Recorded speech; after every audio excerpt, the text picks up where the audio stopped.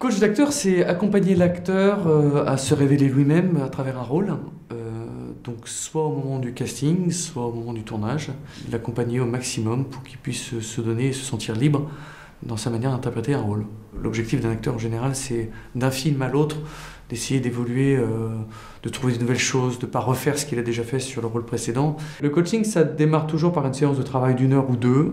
On commence à un petit peu défricher le rôle, à un petit peu voir les axes qui se dessinent, comment l'acteur voit le rôle, le point de vue qu'il a sur le rôle, et ce qu'il aimerait en faire, qu'est-ce qu'il aimerait donner, et surtout quel chemin il aimerait explorer à travers ce rôle. Quelquefois c'est suffisant pour donner à l'acteur la première impulsion, et après il se débrouille. Souvent, il y a quand même besoin d'une ou deux autres séances. Il revoit le rôle à la lumière de tout ce qu'on s'est dit, de tout ce qu'il a pu trouver et explorer sur notre première séance. Et à la deuxième séance, on voit ce que ça donne après maturation. On regarde si ça fonctionne bien, si ça s'applique partout, si la construction du personnage est juste, s'il y a une belle évolution d'une scène à l'autre. Et puis comment est-ce qu'il adapte ça par rapport aux autres personnages. Il ne faut pas partir dans des endroits trop figés non plus, il faut que l'acteur reste libre. Donc tout ce qui a été imaginé sur la première séance et ce qu'il a mûri, on le remet en question et je le dirige et je lui dis ok, on va imaginer autre chose et on essaie de donner un autre axe à ce personnage, voir si l'acteur réussit à garder sa colonne vertébrale, garder son naturel, garder ce qu'il est lui et de là voir s'il arrive à répondre à une demande parfois qui n'a absolument rien à voir, qui est certainement improbable, mais c'est un peu le challenge, c'est un peu le jeu, voir s'il garde de la souplesse et garde une liberté de jeu. J'ai commencé à faire du coaching par Skype, simplement parce que des acteurs n'étaient pas sur Paris au moment où ils avaient besoin d'être coachés. Et puis après, c'est avéré que c'était aussi utile pour des acteurs qui soit étaient dans une urgence et n'avaient pas le temps de se déplacer entre deux rendez-vous, soit ils étaient un peu dans une urgence aussi avant un tournage, la veille d'un tournage, donc c'était vraiment plus confort pour eux qu'on puisse travailler ensemble par Skype.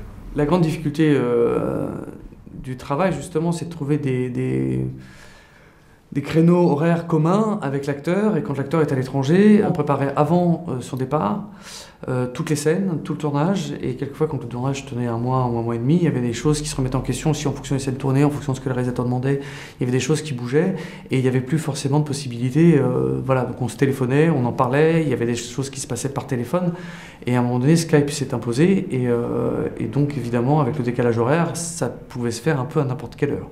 Et quand un acteur se retrouve aux États-Unis, à New York, à Los Angeles, quand il est en Australie, à ce moment-là, on trouve les créneaux et on se met un rendez-vous Skype et on rediscute de la scène ou des scènes qui lui semblent un petit peu plus compliquées, un petit peu plus sensibles. Ça fait un gain de temps phénoménal. Alors évidemment, quand l'acteur est à l'étranger, ça va sans dire. 8 heures de vol Paris-New York juste pour 1 heure de coaching avec moi, aucun acteur n'a accepté de le faire encore, à mon grand regret.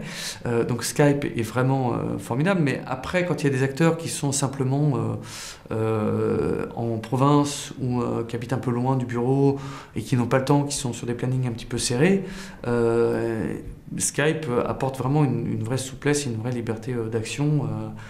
Voilà, c'est un gain de temps, c'est un gain d'énergie. Quand on est par Skype, on est complètement isolé avec l'autre. On est concentré sur l'autre, sur la caméra, et donc il y a vraiment un endroit où on s'isole, on est dans une bulle et on est en connexion avec l'autre. Enfin, on est concentré que l'un sur l'autre. Et ça, voilà. Donc après, tout le côté un peu distant de Skype est complètement compensé. Je n'ai jamais ressenti le problème du décalage avec la caméra. Je parle pas à l'écran, je parle à la caméra. Et l'acteur, pareil, parle à la caméra. Donc, résultat, ça n'a jamais vraiment posé de problème. Oui, en même temps, j'ai son regard, ça se passe plutôt bien. Regarde la caméra, il y a un rapport direct à l'objet de la caméra, il sait qu'il est filmé. En fait, la caméra, on oublie la distance et il n'y a plus de caméra. C'est plus du tout le propos, c'est plus l'objet. L'avantage de coacher les acteurs via Skype, sans la vidéo, c'est que c'est gratuit. Donc ça m'arrive aussi, quand les acteurs n'ont pas d'ordinateur portable à disposition.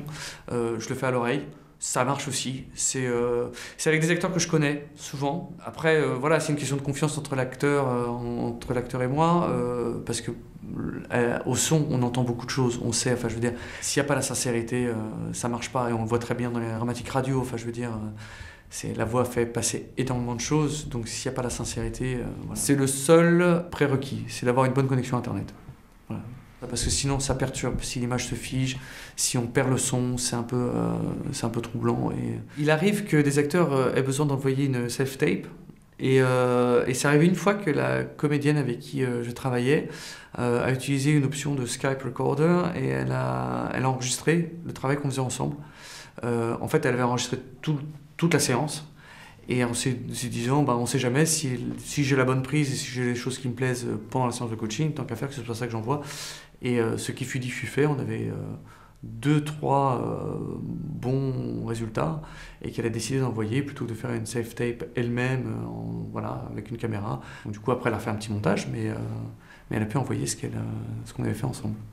Avec les acteurs, de toute façon, il y a une complicité qui se crée à un moment donné. Si ils m'ont désigné comme leur coach, j'ai pas envie de dire à leur disposition à tout moment, c'est pas le propos et ils le considèrent pas comme ça, mais on se débrouille pour que ça se fasse. Parce que c'est trop important pour leur carrière, c'est trop important pour la complicité qu'on a mis en place, c'est trop important qu'on travaille ensemble. Donc autant qu'on trouve des solutions techniques, et Skype en est une, on fonce, on y va, quoi. On se pose pas la question de l'heure et ni du jour.